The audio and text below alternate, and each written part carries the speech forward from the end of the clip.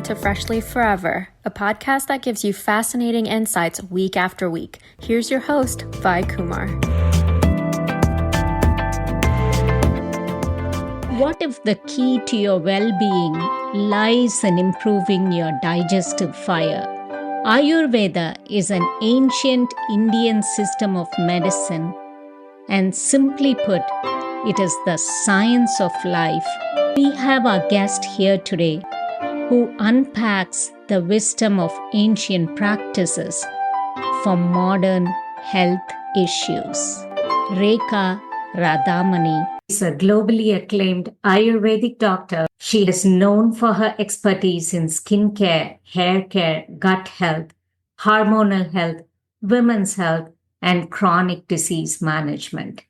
She is renowned for her work to bring global acceptance to Ayurveda and has won various awards and accolades. One of her recent achievements is winning the Digital Health Award for the Best Ayurvedic Doctor. It's with great joy that we welcome her here to podcast Freshly Forever. Hey, Dr. Rekha, how are you today? Thank you so much, Vi. I'm very happy to be here. I'm very good. Thank you. So you are like a family of Ayurvedic practitioners and you are fourth generation. Is that correct?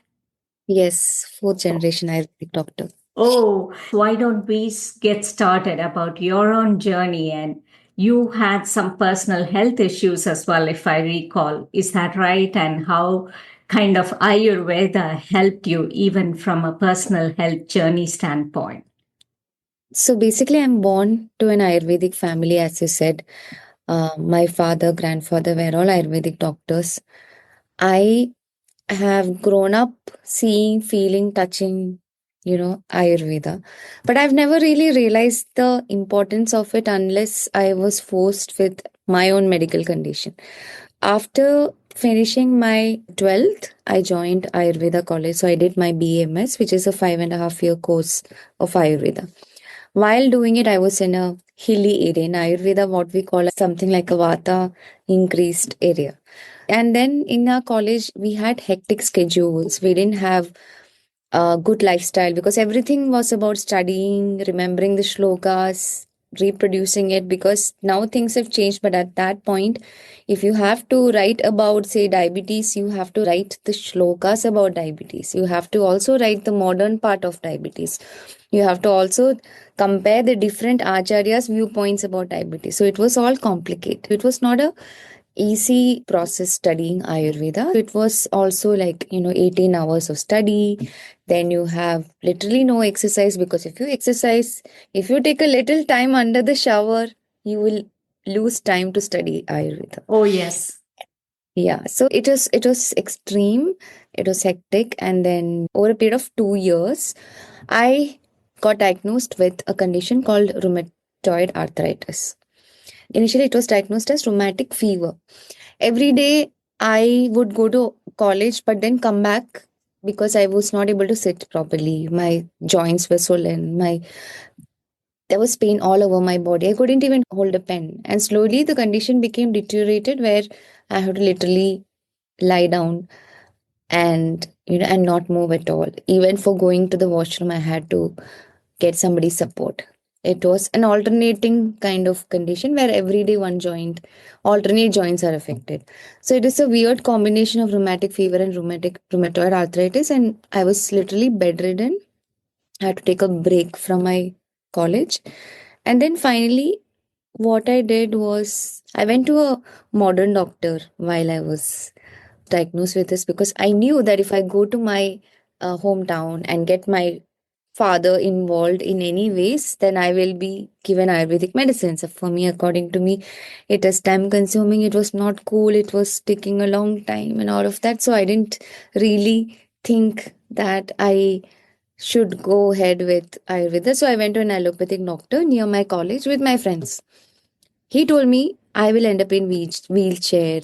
My heart valves are already leaking. So you have to be on injections for the rest of your life. And I was given the first shot of even penicillin injection. The second month when I was supposed to go for the injections, I realized, no, I can't do this again and again. I went home and I told my father about everything that has happened and what I was going through. And at that time, I was literally, I couldn't move at all. So everybody came. And then for the next 1 year, it was completely about how to get rid of this condition, the treatments. Every day would start with treatment in the morning, treatment in the afternoon, treatment in the evening. And then for the exams, I would go back to my college. In the college hospital, I will get admitted. In the morning, I will go for the treatment and then go to the exam or whatever. And then in the evening, again, again back to the hospital. It was actually a hospital visit year. In fact, hospital stay year. And then by the end of 1 year, I got recovered. It was intense treatment, but that reinstated my faith and belief in Ayurveda. My heart is working perfectly these days, touch wood. I don't have any problems now. Just this one finger, which got bent due to the arthritis, it is still bent. Other than that, everything is fine. And I have never gotten it back ever since. But I've been quite careful with whatever I have been doing, and it's been good so far. So that is why I realized if I could get better with Ayurveda, anybody can. Anybody can. I'm glad things worked out for you. Definitely not a fun story being a student and having to go through all of this, right? And like you said, we all tend to think when we are at that age that certain things are not cool and we just cannot resort to. But definitely going back to certain first principles, going back to certain basics, I think couldn't be reinforced better about what Ayurveda does. It's really the science of life, right? It's just wonderful that you were able to recover from that and you're doing really well. What about the root cause of all illnesses that you see these days? And pretty much, what are some common conditions that you're now seeing arising in this world, Dr. Rekha? So I primarily see a surge in lifestyle diseases, especially diabetes. So when I do consults say, I announce consults in Dubai and I do face to face consultations every 2 months. Whenever I do consultations in Dubai, if I have 10 patients, at least 8 of them have diabetes, or at least, starting stage of diabetes. That is something which is more common. And in our programs, we have patients from common cold to people who are on cancer rehabilitation programs. What we address is we don't really do acute disease management or emergency diseases, but everything other than that we focus on, starting from digestive issues like acidity, acid reflux, GERD, ulcerative colitis, Crohn's disease, celiac disease, and then to skin diseases, psoriasis, arthritis, all the rheumatic conditions. Then all kinds of chronic diseases like your diabetes, high blood pressure, high cholesterol, all of those conditions are also treated. Is Agni the root cause of everything? Is setting digestion right? Agni, as Ayurveda, refers to digestion that way. Is that the root cause of all illnesses? And is that the starting point for you whenever you try to get someone back into homeostasis or equilibrium, if you will? Yeah, so basically, what we believe in Ayurveda and my core principle that I use for treating any diseases is Roga Sarve Api Mande Agno. That means every disease is because of an imbalanced, low digestive fire. So, when the digestive fire is imbalanced, that is when you get many of the diseases that we see today. By correcting Agni, we can actually correct so many diseases. Without correcting Agni, even if you correct a disease, it is just suppression. That is why I focus so much on food is medicine and food as medicine, because food is something that you have every day. It can improve your digestive fire. But if you rely on medications and supplements, how long you will rely on? That's not your everyday thing to do. You take medicines to reduce the imbalances, bring it to a certain point, and then food is your medicine. Okay. So, what is it that you find people commonly doing, incorrectly? Like, is it, say, we all live in a day and age where people tend to resort to intermittent fasting, juicing, and so on and so forth, right? When it comes to conserving and preserving Agni, the digestive fire, and for body to work optimally, how should people go about their day? Yeah, so every single thing that you do in a day counts. Everything that Ayurveda mentions to do, starting from the time you wake up till the time you go to bed, whatever you eat, how you go about your entire day, your morning routine, your night routine, how you eat, everything counts in terms of improving your Agni. That is why what we do as the community, in our community that we have, the people in our programs and who come to us for transformation programs, what we primarily do is we monitor them, advise them. We work very closely with their lifestyle from morning to evening to improve their Agni, starting from the time they wake up, what practices they do. And everybody's practice is also individualized. Ayurveda is all about individualized treatment. So there is no one thing that is universally acceptable to everybody. There are, even if you read Ayurveda, you will see 10% or less than 5% of Ayurveda talks about something very general to the entire population. Say, Ayurveda says rice is good for the entire population and it can be consumed every day. And we see very few references like that.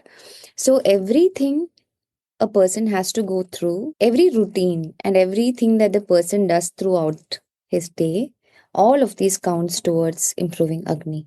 And all of these has to be customized for the patient and individualized to that kind of person.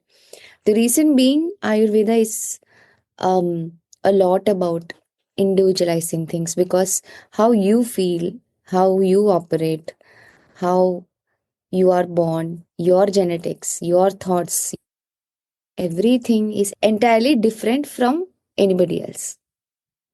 Okay, great. So when it comes to personalized approach, right? That's what you're saying. But when it comes to the world resorting to, say, practices like intermittent fasting or juicing, what are your thoughts on that, Dr. Rekha? Intermittent fasting, yes, Ayurveda has mentioned about fasting or laghana as one of the very powerful treatments that anybody can go through, and it is mentioned for specific conditions for a specific set of people. It did not use the word intermittent fasting or any such fancy words, but the Ayurvedic way of intermittent fasting is having an early dinner by 6:30 and breaking it the next day morning by 10 o'clock. This is how traditionally in India we used to eat food. If you see by 6:37 p.m., if you look at nature, you will see all the animals, all the birds, even trees and plants. They are just trying to wind down and sleep. And we are nothing but part of the same universe. The more we aligned with the universe, the more balance we have in our body. So we have to wind down by that time. And then the next morning by 9:30, 10 o'clock, you can have your breakfast. And if you do that, you're actually doing so many hours of fasting, which is actually good for the body, especially if you are somebody with a lot of kapha in your body, somebody who is like obese, somebody who has PCOS, diabetes, someone who has hypothyroidism, somebody who has fibroids, all of those conditions. If you do this kind of fasting, which is the natural way we used to live, we have to live, it is beneficial for your body. Great. Staying in tune with nature, you just brought that up. That's very important. And we see a lot of people going against the tide of nature, right? So, where exactly are we missing the point? What is it that you see with people's lifestyle that is kind of causing them to drift away from this normal process? Or rather, what common mistakes are people making when it comes to that? The more advanced we are becoming in terms of technology, in terms of comforts of life, it is natural to be carried away by these things. You know, there are people who ask me about, can I do Botox? Can I do, fillers? Can I do this, that? Because this is something that everybody wants to do. What I tell people is, in this day and age, there are a lot of things which we are influenced to do, but the more we are aligned to our roots and nature, the more we live closely with nature, the better. At least what I tell them is not to manipulate your insights, even if you do something externally to look good, or you do something very peripherally, which is still fine, but manipulating your insights by, like you're injecting your platelets, or if you see people are injecting their son's platelets, things like gastric ballooning, inserting a balloon inside your stomach so that it doesn't, taking medicines that will help you with losing weight, which is actually affecting your gastric emptying, and you're completely manipulating your insides. As long as you don't do that, it is still okay. But in this day and age, it's a message that needs to be reinstated, retold, and we have to keep that communication going, because as humans, we always tend to lose track of our roots, because this is something that we have to be more aware and take actions to live close to nature. That is a struggle of today's world also. We have to literally remind ourselves, no, this is not what we want to do. Yeah, yeah. We all tend to just think, oh, okay, though it's something artificial, we just tend to think, oh, that's like we said, it just feels so cool to do it, one. And number two, it's just like sometimes it's convenience that helps people just go for certain things, which just tend to then finally take them away from the path of being in tune with nature, right? Like we all eat leftovers, we do batch cooking. And what are your thoughts on all of that, Dr. Rekha? Yeah, just imagine a fruit that you're keeping in the fridge, and after some time you're consuming it. Just imagine the taste of that fruit. Now imagine the taste of the fruit if you have kept outside. You have not kept in the fridge, and now you're eating it for the first time. Now imagine the taste of the fruit which you have kept somewhere out for a very long time. If you see, everything in nature tells us something. The first fruit which was kept in the fridge, it wouldn't taste so much or as good as a fresh fruit freshly plucked from the tree. A fruit that is kept outside gets stale quickly and the taste is very disgusting. What is the message that these fruits are giving us? Fruits are actually what? They are our food. The taste in the food is also telling us that it is good to eat. It is not good to eat. It is secondary in its quality to eat. These are actually messages which don't get conveyed or we don't really realize. Ayurvedically, any food that is kept for a long time, which is like a stale food, cooked and kept for a long time, becomes tamasic or loses its ability to be digested properly. So it is not something which has, it basically loses its prana or life energy. If you really see, every food has that life energy. That is why certain foods, when you eat fresh, the energy that you get from it, the positive feeling that you have on your mind, sometimes it is lost when you have foods which you have kept for a long time. And also these days people talk about anti-aging, right? What is the most important anti-aging thing that Ayurveda mentions? It's called Ojas. Ojas is the anti-aging thing that Ayurveda mentions. Ojas is vitality. The more you have Ojas, the less you age.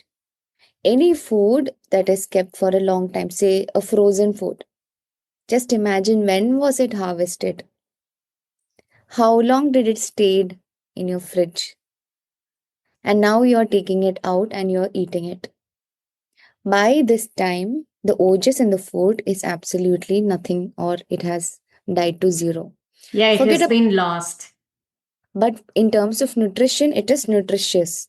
But is nutrition the only thing? If you're not able to digest the food, or if you're not able to digest and absorb the food well completely, what is the point in having all the nutrition in it?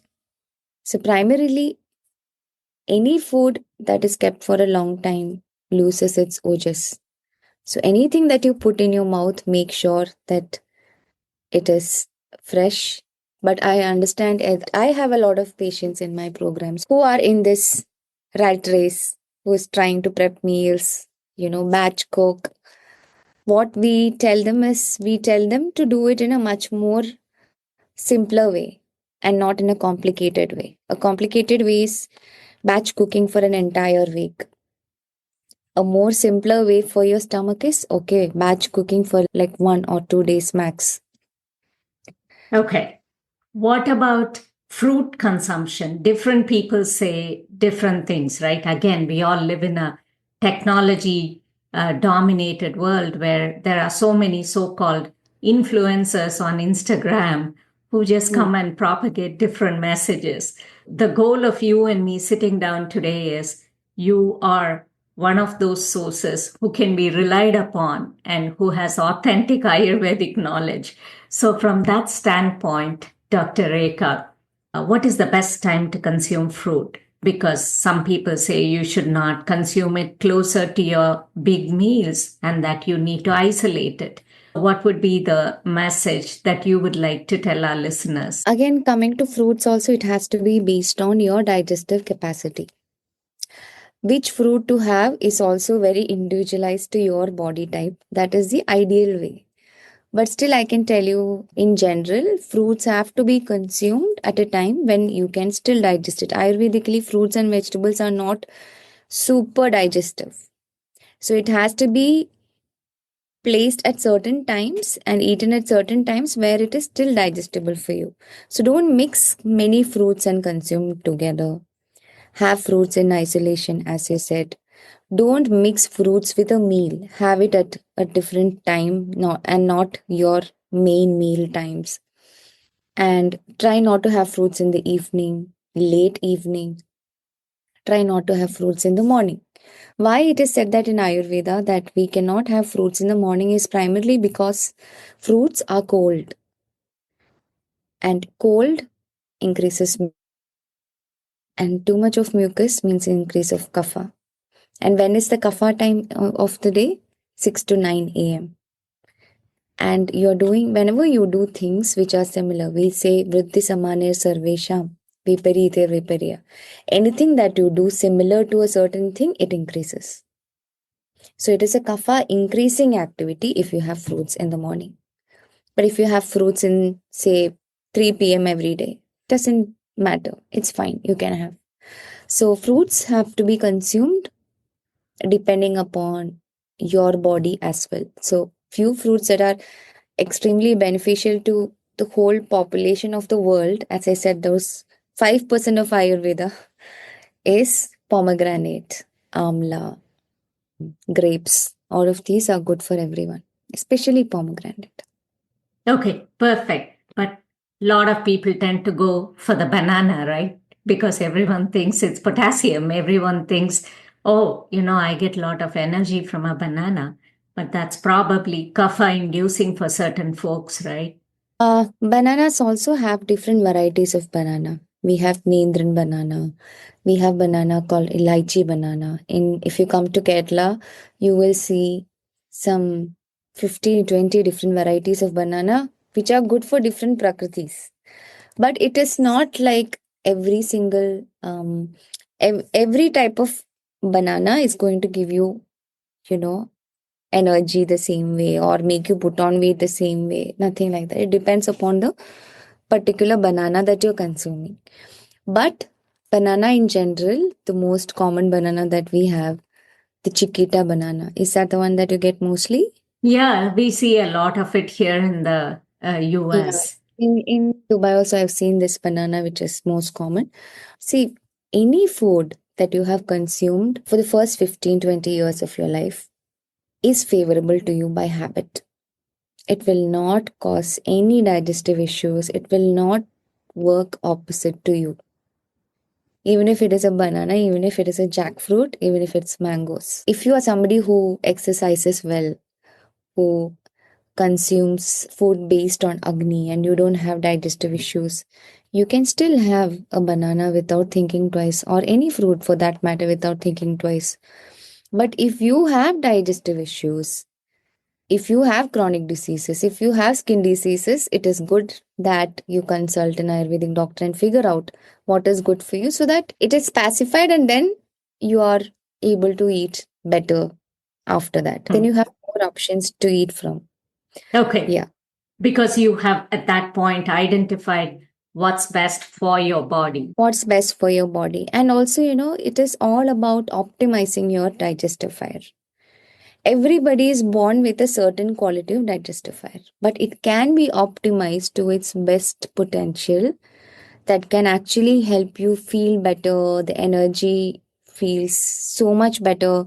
You will not have any skin issues. You will have good hair. You will not have chronic diseases, no problems with your blood work. Everything can be perfected by optimizing your Agni. Whether you are a Vata person, Pitta person, Kapha person, doesn't matter. And it is possible.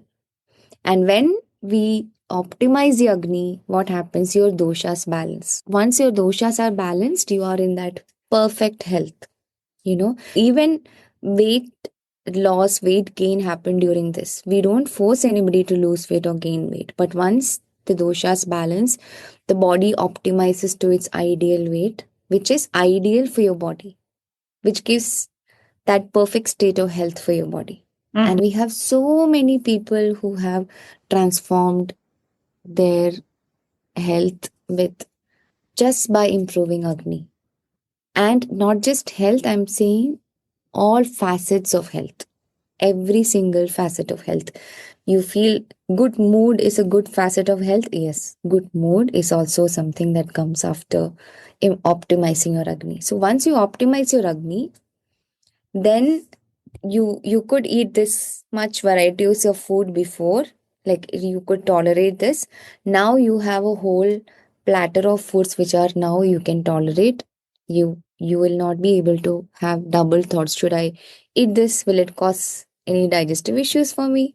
If you look at Pitta people of the world, they have mostly stomach issues. Any food that come in front of them, they'll be feeling, oh my god, will it cause any stomach issues for me? Those kind of conditions. And Kapha people, whenever food comes in front of them, they feel, oh, am I going to put on weight? So all of these things can be worked on by just simply optimizing the Agni.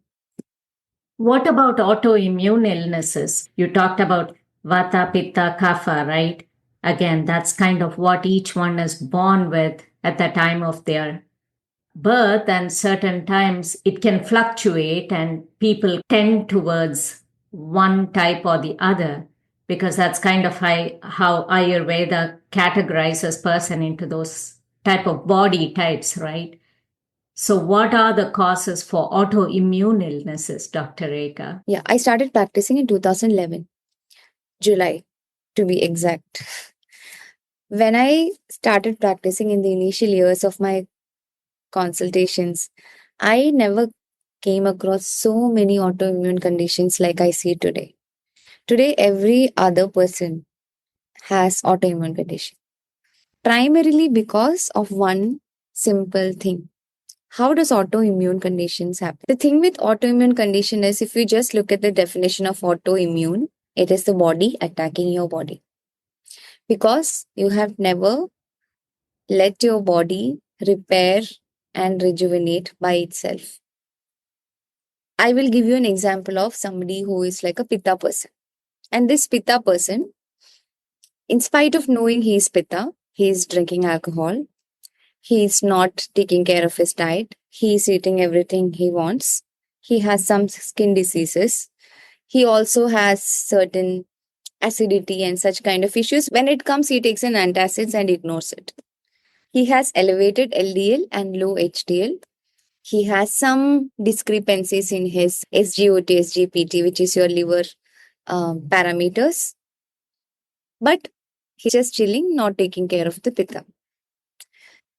In such people, what happens is, if you really see, if you really closely examine the inside of the body, you will see his liver is crying. Ayurvedically, liver is the seat of pitta. If you have a little bit increase in pitta in the body, the liver gets affected. And liver cannot do its functions optimally. What are liver's main functions? Detoxification, which is the primary function, and secondary function is fat metabolism. When the liver is constantly detoxifying because of all the things that you have eaten, your normal food, junk food, your thoughts, your emotions, everything has to be detoxified. The liver is in bad shape. The liver is overloaded, and you are ignoring the high pitta body that you have. So the liver is already in so much pain, it is crying now. Our body has an innate ability to bounce back and heal without any medicines. But when your internal organs are crying like this, especially the liver, which is your most important digestive organ, the body gives up. The body tries to attack its own systems. And most of the time, just by bringing that balance back, giving some real good time for the body to rest and relax, your internal organs have to be given that reset time. So that's why our programs are 3 months. So 3 months we take people through a reset journey where not we are not thinking about anything else but how to reset and undo all the things that you have done in so many years. And when we reset the whole system, what happens is your body will start loving you. The body will feel happy because you are giving the body what your body always wanted to feel. And when you do that and when you give that environment to the liver, it will give you back. You know, at the end of the day, if we really see what do we have in this life, we have this body and we are just torturing it. If we just take care of very simple thing of what we put inside through our mouth, inside the body, we can build we can bring a world of difference. Then there will not be autoimmune conditions. So that is Yeah, how you get autoimmune conditions. yeah, but so many people do juicing and things like that, thinking, oh, I can reset my body on my own, right? So, is that a good approach for anyone? Or again, does it have to be a personalized one where it can work for some, it cannot work for the other? So a gut reset, or if you want to like rebuild your digestive fire and make all your organs work normally again and undo all the things that you have done in the past, it cannot be one juice or one food item. If you just start eating rice and ghee thinking that, okay, this is going to help you, no, it's not going to help you.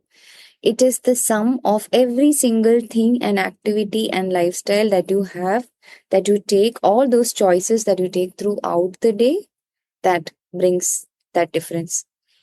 You know, if you really see in Ayurveda, we have a routine called oil pulling. And you may wonder why oil pulling? Why is it so important? Is it for your oral health? If you really see, all of these practices has an underlying connection to Agni.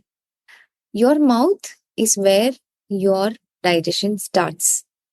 You have your digestive enzyme ptyalin, which is there in your mouth, which gets the food digestion process started when you eat. That's why you have to do oil pulling. It is also for the improvement of your health of your teeth and your jaw and your mouth and oral cavity.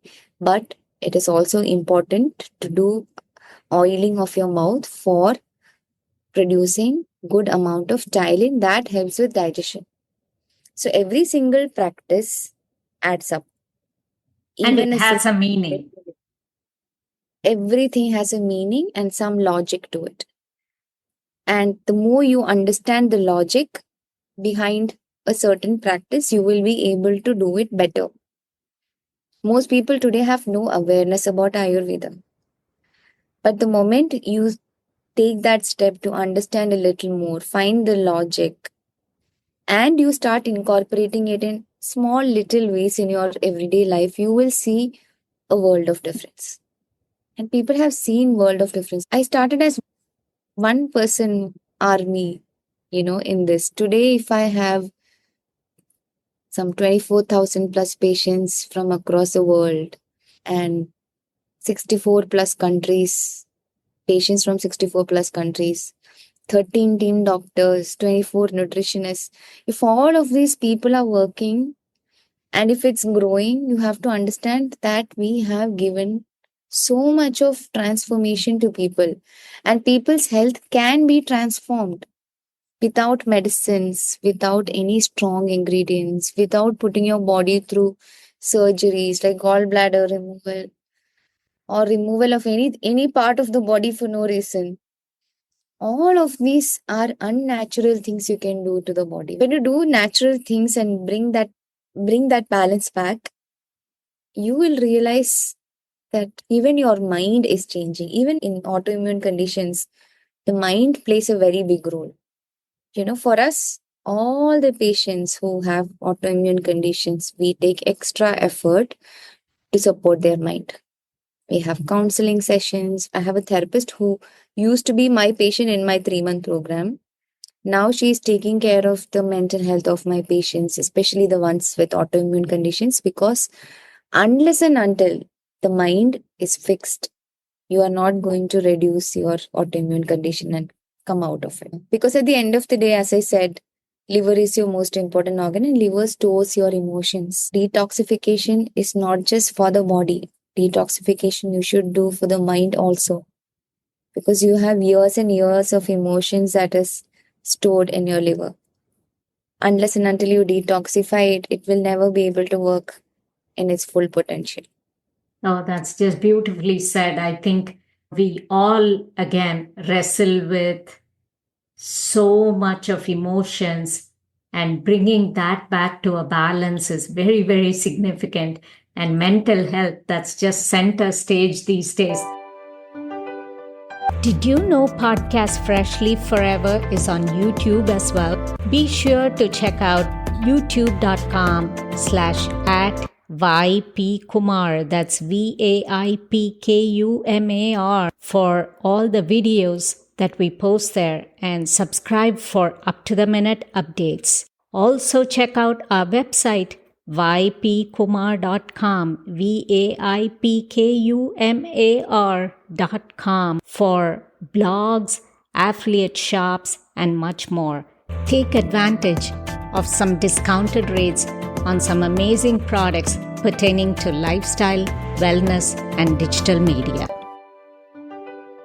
Is eating a diverse palate the solution to reversing a lot of conditions, right from diabetes to heart health and so much more? And then women's health, that's another whole topic.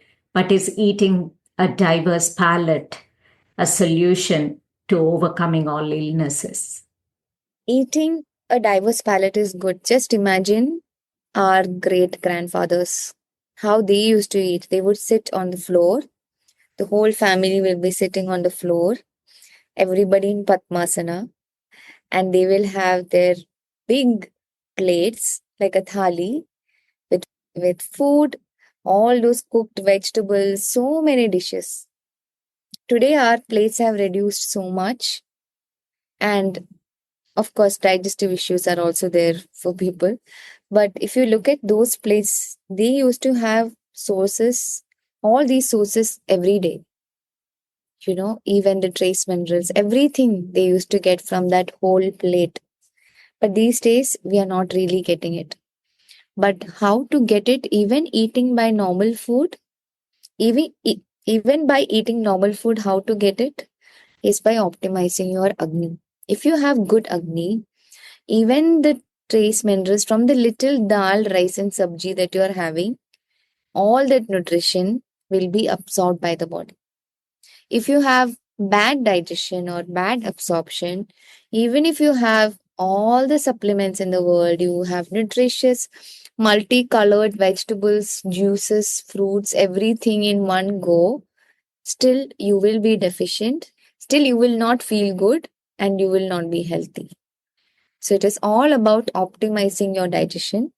That is when magic happens. Mm-hmm, mm-hmm. Yeah, absorption of vitamins, minerals, everything. That's just, again, you brought that out beautifully. What about women's health? Period problems. So many girls go through menstrual issues. In a nutshell, is menstrual issues, PCOS, and all those things also arising out of a lack of digestive fire. Yeah, if you really look at people with PCOS, insulin resistance, diabetes, their digestive fire is Manda Agni. That means low digestive fire. When we say low digestive fire means their digestion is sluggish. Their digestion is slow. So we have to like optimize the digestion, make it working, make it stimulated. And that is very important. And it is mostly kapha related. If you see anything that is related to growth or building up is about kapha. If you look at small kids from the time they're born till the time they reach puberty, they are in the growth phase. They are chubby, they're growing. You will see a lot of kapha in them. So whenever there is growth, there is build up. If you look at PCOS, what is PCOS? You have multiple cysts, build up of cysts in the body. If you look at fibroid, you are building cells and making it into like masses in the body. So all of these building up, even cancer for that matter, build up of cells. People who are obese, same category. They put on weight. They are also in the process of building up with every single thing that they eat. So this is all a cluster of conditions because of the high kapha in the body. So you have to literally break down the kapha. If you really look at kapha, it is the earth element which is more. When the earth element is more, you naturally have that sluggishness, that heaviness, lack of motivation. You have to really work against that kapha and break down the kapha and do things opposite to the earth. How to do things opposite to the earth? If you feel like lying down on the couch and just relaxing, just get up and start moving. So such kind of things when you do, you break kapha. And in Ayurveda, we have beautiful formulations, combination of foods, things like that that can really help you break down that kapha. Certain ingredients has the property to shrink the kapha in the body. So these we make the medicines at the clinic and we compound these medicines and give to the patients. Kapha treatment requires medicinal formulations because sometimes it is not very easy just with food because their body is like resistant to food because of eating so much food, you know. So Okay. for food to act as medicine also it takes some time. So for kapha conditions, because it can be long standing, it can go on for years. All these menstrual irregularities, fibroids, mostly women's health, all of these issues, it has to have a support of Ayurvedic medicines, but customized and safe for people. This is one thing that I want to emphasize. When you say Ayurvedic medicines, when you take Ayurvedic medicines, exercise extreme caution. Whenever you get Ayurvedic medicines prescribed or whenever you're taking, because one man's medicine could be another man's poison. It has to be made for you. Number one. Number two, whenever a medicine has this name like rasa or ras at the end of it, tell your doctor, don't give me this because it doesn't have a problem as a medicine. But if you change a little bit of dosage or if you change a little bit of frequency of taking it, or if you take it one more day extra than the days that is prescribed to you, or If you have brought this from a commercial brand which really did not purify it in the specified purification forms mentioned in Ayurveda, you are inviting trouble for yourself. So try to avoid those kind of medications. Work heavily on food, exercise, lifestyle, and very simple herbal formulations. Make sure, if you have menstrual irregularities, something that I have completely removed from my practice is the use of shatavari. Most of the medicines that we have for menstrual health, menstrual irregularities has shatavari in it. So over a period of time, it can cause you a lot of issues. And this I'm telling you from my experience of treating patients in the last 13 years. So be very careful when you take Ayurvedic medicines. Double check the quality of medicine. What you put inside your body is very important because, as I say, at the end of the day, it is your liver that takes the load for every single thing that you eat, even normal food, junk food, medicine, supplements, emotions, everything. Don't force your body to go into that extreme torture by taking strong medications. That is why, even in our programs, first 15 days, we allow certain medicines. After 15 days, 90% of the medicines we don't allow people. Modern medicines, we try to reduce them, remove them. Some medicines have to be tapered down, we do that because the body has to have its most natural, balanced, easy way. That is what the body wants. It has to be a tailor-made approach, in other words, right? It's not a one size fits all. If you were to give listeners, we have referenced a lot about pitta, kapha. What about vata? Just so people have an idea of what vata, pitta, kapha is from Dr. Rekha, how would you put it across? Yeah, so this is something funny that I post regularly on Instagram in my handle Dr. Rekha. So in my page, I personally am a Vata Kapha person and my mind is to Vata, my body is Kapha. Okay. Whenever I do things, whenever I come across things, or I have these Vata traits, I post about Vata a lot on my page. And most people who come to me think that they are Vata seeing my posts, which is actually not true. Basically, Vata is actually supposed to be Ayurvedically. If you see the textbooks, Samhitas, you will see very bad things about Vata. But you ask me, Vata is actually good.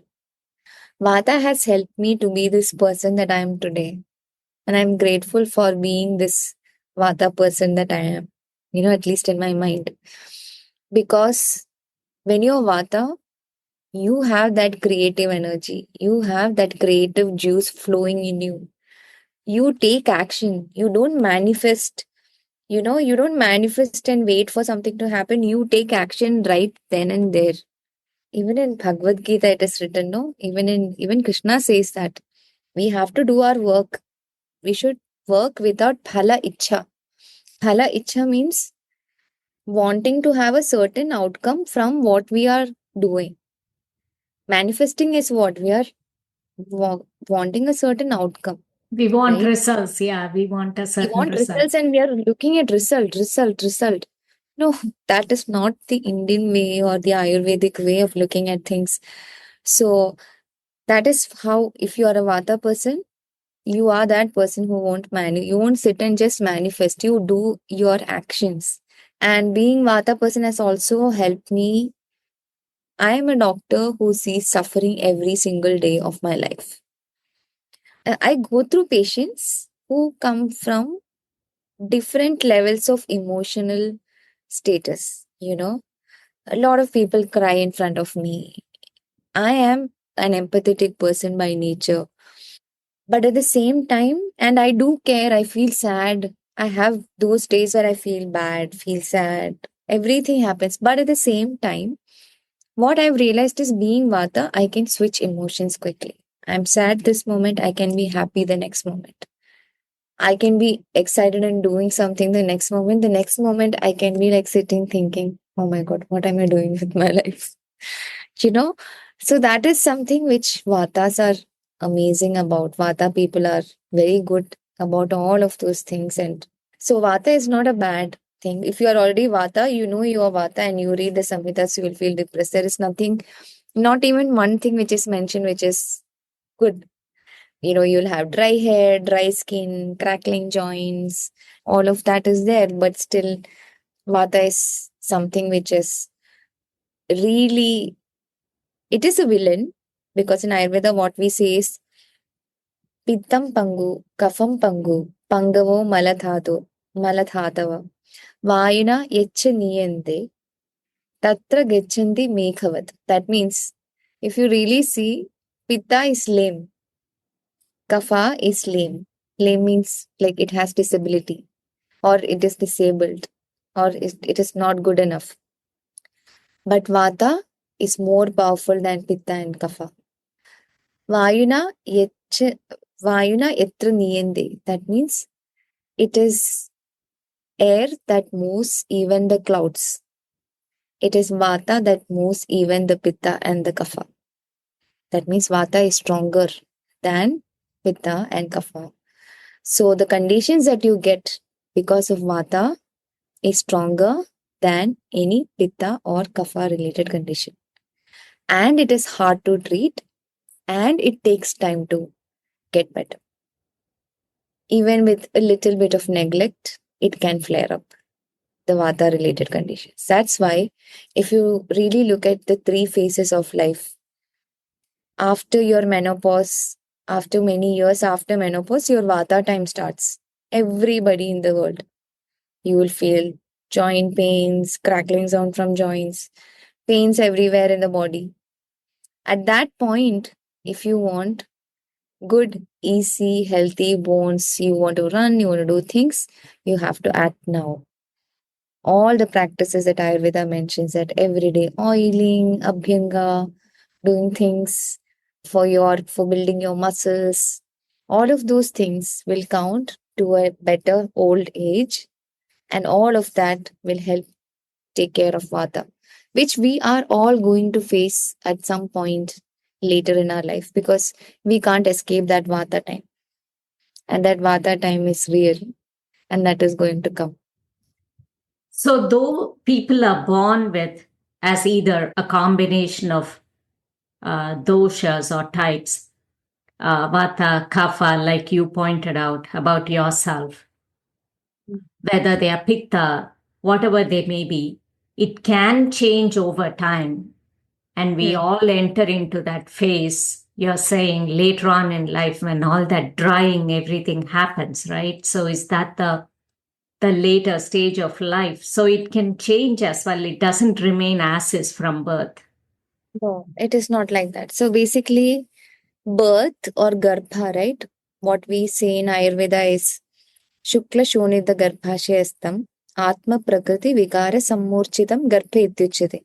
That means Shukla and Shonita, which is your sperm and ovum, come together. Atma Prakriti Vikara. Prakriti is decided at that time itself. When your Garbha is decided, your Prakriti is decided. Whether you're going to be a Vata Pitta person or a Pitta Kapha person is decided at that moment of that sperm and ovum coming together. And it is never going to change until you're 100 years of age. But what I mentioned before was, in spite of that, we have three phases in our life. We have a growth phase, Kapha phase. And from your puberty till your menopause, you have a Pitta phase. And from a few years after menopause till you die, you have the Vata phase. So at these phases, you will feel an increase of those respective doshas. But at the same time, at any given point in time, you can have, even if you are a Vata Prakriti person, you can have a Kapha imbalance. You can have a Pitta imbalance. So the imbalances are called Vikaras or Vikritis, and that can vary. That can change. Okay. A lot of people cannot really identify what Prakriti they are, because they are always having some imbalance. And the Prakriti that you're born with, say you're 20 years of age, after 20 years, that is when you really see the manifestation of your original Prakriti. Some people say, I was very thin when I was small. This is not my original nature. My original nature was being thin, but now I have put on weight. No, your Prakriti has now, like after 20s, how you are is basically the original manifestation of your Prakriti that has happened. Yeah, so that keeps changing. Okay, we talked about menopause really quickly on that. How can women ease into menopause? Is there like anything specific that they can do? You talked about Abhyanga and all that even prior to reaching that phase, right? Why don't we talk about Ayurvedic rituals, everyday rituals? So, is that the key to people transitioning to a healthier old age? Absolutely. If you see in Ayurveda, we have two different sections. One is Swastha Vritta, which is how to preserve the health of the healthy person and to prevent disease in future. And all these dinacharya, ritucharya, daily routine, night routine, seasonal routine, all of this come under this section. And then we have the diseases section, how to treat diseases. That's another wing. And this is something very special about Ayurveda because you will not see a section so elaborate and so vast like in Ayurveda in any other medical system. And if you take care, that's what I said before, that we all know that we are going to have a period of Vata coming in future. So if you start practicing all of those rituals, Abhyanga, oil pulling, Nasya, all of those on a regular basis, eating food that your body is able to digest, doing exercises. In the past, people used to do, they used to push the bullock cart. Now we are doing sled push. People used to like carry logs of water. Now we are doing farmers walk. We are doing all of these things because we are no longer doing those kind of activities which we used to do in the past. So we have to incorporate those kind of strength training and workouts in our daily routine. And that has to be a part of our life because we are no longer doing all of those things. We are sitting in front of the laptop and doing everything. So if you do that strength training, if you work out, if you practice mindlessness every day, mindfulness is a messed up word. If you practice mindlessness, meditation, if you do all of that, you will realize that you have a better old age compared to others. And you Okay. will and prevent so many disease conditions by focusing on these few things that I mentioned. You Okay. don't need medicines for that. You just have to incorporate these Ayurvedic practices. Great. Skin health and Ayurveda. Is dairy a culprit when it comes to skin health? And what does Ayurveda talk about when it comes to skin health? Skin health is the reflection of your inside. Absolutely. How well is your digestion? How well is your elimination? Both are equally important. You have to eliminate every single day of your life. If somebody tells you it's natural for some people to not pass 3-4 days together, it may be natural, but it also shows an impaired Agni. Just don't disregard a major sign the body is giving you saying this is natural to me. I have been having this since childhood. No. It means you have an impaired Agni since childhood, which you have never worked on. And it needs to be corrected. It needs to be correct. You have to eliminate every day. What does your poop contain? It contains every single thing, all of those metabolic waste, digestive waste from processes and physiological functions happening in the body. If you're not pooping a single day, what happens is a part of it is reabsorbed. Everything reabsorbed is a toxin in your body. And in Ayurveda, we are all about detoxification, detoxification, detoxification. So it is opposite to the Ayurvedic principles to have toxins added back to your system every single day by not pooping. What about So, dairy? Is it contributing to any conditions possibly when it comes to, say, any psoriasis or any conditions like that with skin? no, the quality of milk that you get has definitely changed a lot. So, milk is definitely something that is no longer digestible by most number of people because of the things that has happened to milk. But if you have a good cow around your house, which you see your cow, you have to make sure that you see the cow, and we are not giving any hormones, injections, anything. Make sure the cow also has healthy mothers and grandmothers. If you follow all of that and you live in a village and you get that kind of milk, milk can be amrit. But unfortunately, in today's day and age, it is impossible to find that, and everything is adulterated. Quality of anything that you put in your body is extremely important. I wouldn't suggest anybody to take chance and have something which doesn't have quality and put inside the body. So that is the thing with milk. But milk, if you get the good quality, original, like pure from a real cow with all the qualities that I mentioned, you can have milk. It is good for you. It is nourishing, it is enlivening, it is Ojas building, it is good for the mind. It gives even happiness and positivity according to Ayurveda. But today, we don't have access to good milk. Try to stay away from it. But you can have buttermilk every day. You can have cheese and paneer once in a while, but don't make it an everyday thing. It's okay.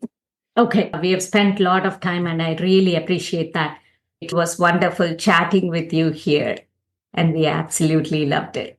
Thank you so much again. Thank you. Thank you so much, Vi. It was lovely having this session. I really appreciate how thoughtful the questions were and looking forward to more chats like this. Thank you. Absolutely. Thank you so much, Dr. Rekha.